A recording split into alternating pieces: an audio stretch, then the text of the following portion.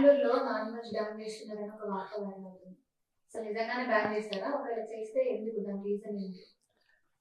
10th నుంచి 14th వరకు అక్కడ ఎయిర్ షో ప్లాన్ చేశారు. సో దానికి తగ్గట్టు ఈ నెల 23 నుంచి ఫిబ్రవరి 17 వరకు మాంసాహార విక్రయాలన్నీ బంద్ చేశారు. ఎవరు కూడా అమ్మడానికి వీల్లేదు. నిబంధనలకు విరుద్ధంగా ఎవరైనా సరే విక్రయిస్తే వాళ్ళపైన తగు చర్యలు తీసుకుంటామని కూడా ప్రకటించారు. దీనికి సంబంధం ఏంటి అంటే, మన ఇప్పుడు మాంసాహార విక్రయాలు ఎక్కడెక్కడైతే ఉంటాయో ఆ వేస్టేజ్ని ఒక చోట పడేస్తారు, ఎక్కడో చోట. ఆ పడేసిన చోటికి డేగలు గద్దలు పక్షులు వస్తాయి అవి తీసుకెళ్ళడానికి ఇలా చిచ్చి అని. ఇప్పుడు చికెన్ మనము కోడి మొత్తం తినాం, దాని లోపల ఉన్నదంతా పడేస్తారు. జస్ట్ ఆ చికెన్ పీసెస్ వరకు మనకి ఇస్తారు.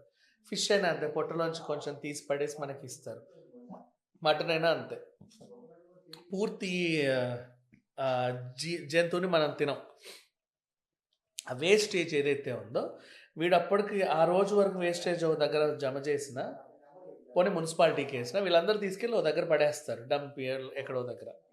అక్కడికి ఏం చేస్తుంటే పైనుంచి పక్షులు వస్తాయి, వాటికి అవి కావాలి తినడానికి, ఇలా పట్టుకొని వెళ్ళిపోతాయి. డేగలు గద్దలు ఎక్కువ వస్తున్నాయి అంటే ఎయిర్ షో ఏవియేషన్కి ఏమైనా చిన్న ప్రాబ్లం వస్తుందని, తగిలితే ప్రమాదాలు జరుగుతాయి అని చెప్పేసి వాళ్ళు ఈ నిర్ణయం తీసుకున్నారు. ఇప్పుడు హ్యాపీగా జరుగుతుంది ఏవియేషన్ షో. పెద్ద పెద్ద గద్ద వచ్చి టాప్ మన కొట్టుకుంది అనుకో, వాళ్ళు ఏంటి విన్యాసాలు చేసేవాళ్ళు, హ్యాపీగా వెళ్ళే వాళ్ళంటే అవును అనుకోవచ్చు. ఇటు తిప్పి అటు తిప్పి ఏదో చేస్తారు, ఇండియా జెండా పొగలతో జెండా చేస్తారు, డిఫరెంట్ విన్యాసాలు చేస్తారు కదా.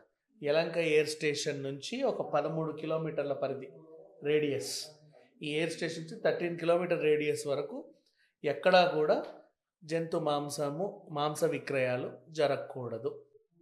అంటే ఇప్పుడు ఒకవేళ నాన్ వెజ్ లేకపోతే పక్షులు అనేది రావన్నారా?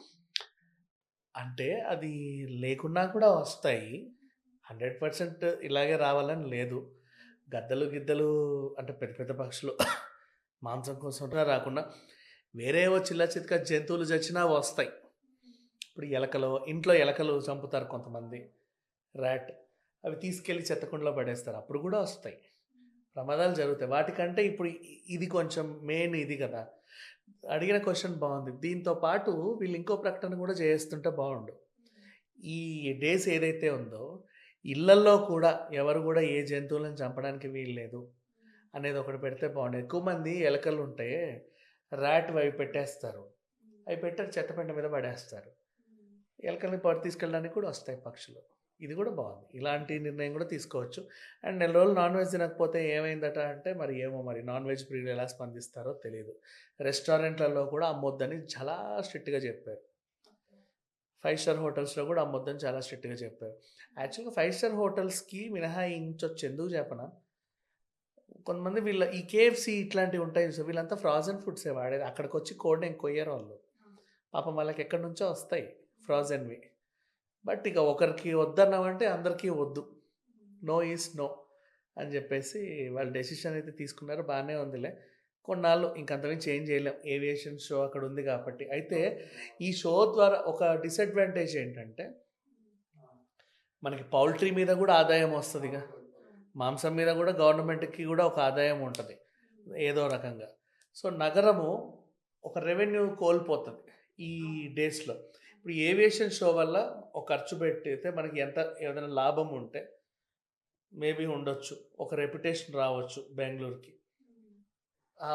ఇక్కడ నష్టం భరించాల్సిందే, అది ఒకటి ఉండాలంటే ఒకటి వదులుకోవాలన్నట్టుగా ఉంది. అది లాస్ట్ టైం కూడా జరిగింది బేగంపేట, బెంగళూరు, అప్పుడు కూడా సేమ్ రూల్స్ పెట్టారు. ఇప్పుడు అయితే కొంచెం స్ట్రిక్ట్గా పెట్టారు.